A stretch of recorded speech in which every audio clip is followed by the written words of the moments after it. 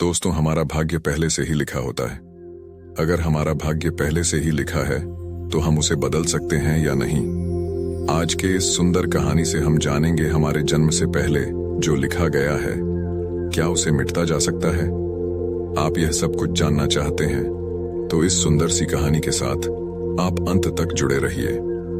दोस्तों, यह कहानी बड़ी शिक्षाप्रद, महत्वपूर्ण और ज्ञानवर्धक के मेरा आपसे निवेदन है कि कहानी के अंत तक हमारे साथ बने रहें। नमस्कार दोस्तों, द मिस्ट्री यूट्यूब चैनल पर आपका दिल से स्वागत है। बहुत समय पहले एक छोटे से गांव में एक व्यक्ति रहता था जिसका नाम अर्जुन था। वह बेहद मेहनती था, लेकिन उसके जीवन में कभी भी सफलता नहीं मिली। अर्जुन दिन रात मेहनत करता, परंतु उसके प्रयासों का फल उसे कभी सही रूप में नहीं मिल पाता। वह हमेशा सोचता था कि शायद उसके भाग्य में सफलता लिखी ही नहीं है। अर्जुन ने खेती, व्यापार और कई अन्य कामों में हाथ आजमाया, लेकिन हर बार उसे असफलता ही हाथ लगी। उसे ऐसा लगने लगा था कि उसकी किस्मत में बस संघर्ष ही लिखा है। गांव के लोग भी कहते थे कि अर्जुन का भाग्य कमजोर है और इसलिए वह चाहे जितनी भी मेहनत कर ले, उसे सफलता नहीं मिल सकती। एक दिन अर्जुन अपने जीवन से बहुत निराश हो गया और उसने गांव छोड़ने का निश्चय किया।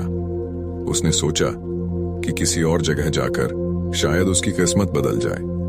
उसने अपनी पत्नी और बच्चों से विदा ली और यात्रा पर निकल पड़ा। रास्ते में उसे एक साधु मिले। साधु ने अर्जुन को परेशान देखकर पूछा, बेटा, तुम इतने उदास क्यों हो?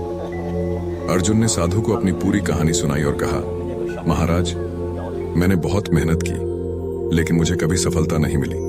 अब मैं सोचता हूं कि मेरे भाग्य में कुछ अच्छा नहीं लिखा है। साधु ने हंसते हुए कहा, भाग्य और मेहनत का खेल बड़ा अजीब होता है। क्या तुम जानते हो कि भाग्य कैसे बदलता है?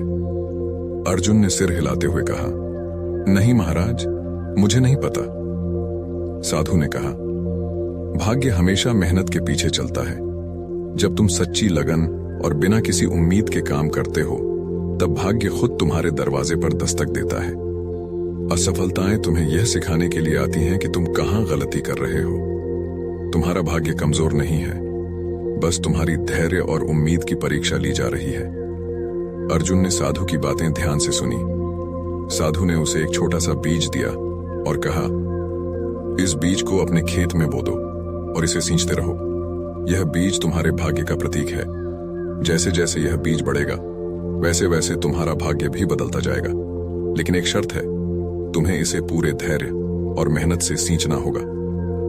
अर्जुन ने साधु की बात मानी और बीज को लेकर अपने गांव लौट आया।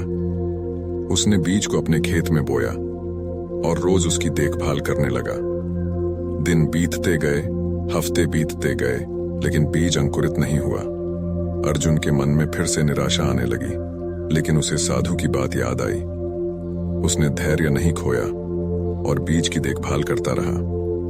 कई महीनों बाद एक दिन अचानक अर्जुन ने देखा कि बीज से एक छोटा सा पौधा निकल आया है। उसे बहुत खुशी हुई। वह और भी मेहनत से उस पौधे की देखभाल करने लगा। धीरे धीरे वह पौधा एक बड़ा पेड़ बन गया और उसमें फल आने लगे। अर्जुन को उन फलों से बहुत लाभ हुआ।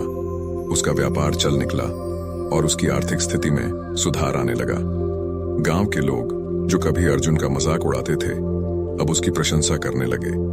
वे कहते थे कि अर्जुन का भाग्य अचानक कैसे बदल गया, लेकिन अर्जुन जानता था कि यह सब उसकी मेहनत, धैर्य और साधु के आशीर्वाद का परिणाम था। अर्जुन ने उस दिन सीखा कि भाग्य हमेशा हमारे हाथ में नहीं होता, लेकिन हमारी मेहनत और धैर्य उसे बदल सकते हैं। वह समझ गया कि असफलताएं सिर्फ हमारे आत्मविश्वास को परखने के लिए आती हैं, और जब हम बिना हार माने अपने काम में लगे रहते हैं, तो भाग्य भी हमारे पक्ष में आ जाता है। इस प्रकार अर्जुन की कहानी यह सिखाती है कि भाग्य को कोसने के बजाय हमें मेहनत और धैर्य से अपने लक्ष्य की ओर बढ़ते रहना चाहिए।